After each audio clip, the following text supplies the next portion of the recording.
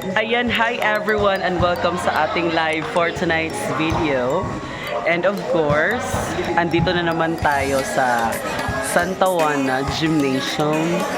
Kasi nga, nagtudlo ta guys of, I know, I am one of the dancers of the Alimyon Festival here in Municipality of Tagbina, and kuan siya ka ng combination of the two barangays here in Tagbina, so which are barangay Santa Juana at saka barangay Santa Maria. And tonight ipabalik na mo mga dancer, it's because what we call this one, mag-continue sila og himo sa ilahang props, no. So mga ubay-ubay na pud ang ilang nahimo, which siguro which is wala siya kanang mura siyang basket nga butaganan og kanang kape and other products na makuha diri sa Tagbina, no, because sa amo pagkabalo, no, Tagbina is the coffee capital of the region, which is Caraga. So sila ang source sa kape, and daghan sila diri ag mga coffee trees, no. Daghan sila, abunda sila kapihan. So ingana ang ilang gibuhat karon kana magsudlanan sa basket. And of course, ato sila tan-awon guys, no, sa bakay motor. Ato sila tan-awon kung sila gibuhat, like gyud sa nila paghimo. And mag-interview po tag mga dancers and propsmen, no, kung sila maingon sa ilahang festival, which is the Alimyon. So keep on watching everyone, ang tanaw na to sila. Bye! So ingani siya guys ang forma, with the use of insulator and rugby. So ayan si Shana. Yan. Uy, magkaway-kaway sa vlog na ako ba ni i-post. And of course, akong pinaka-favorite, si Eman. Gabi siya ka-itom, guys.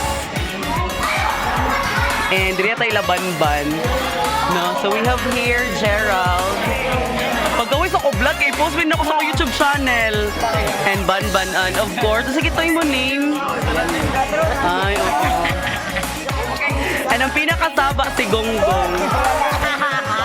So siya ang pinakasaba, no? Wala, oy. So gusto ko daw makita ni Along sa ako a vlog. So laban lang ta guys, no? Ayan. And dirita sa to mga festival king and queen together with Justy. Ayan. So ato interview si Justy. Oo. How many percent nga excited na ka nga magsayo sa Alimyon Festival? 99.9%. Hala! So we have also here Ina, our mother for today's video. Rayna sa Kalinaw. And ayan, we have Eve, Rexy, and Cyril. No, kumusta naman Eve? Laban pa ta sa to props. So props making to everyone. Kato sila, dito na ko sila ganahan. Ay! So and of course, ang uban, mga tao.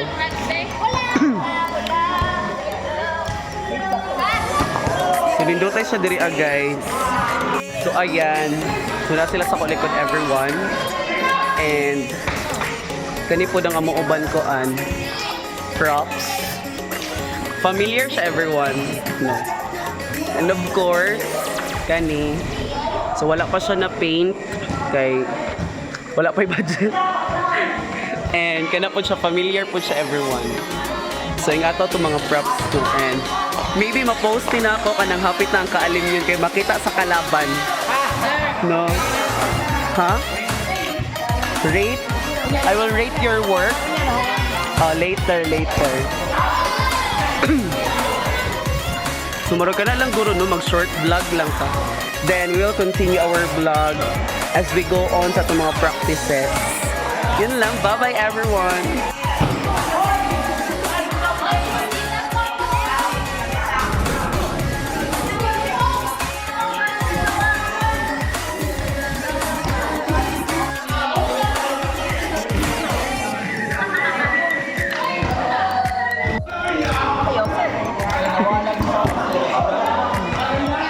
Uy, nangayo ra di ay nangayo.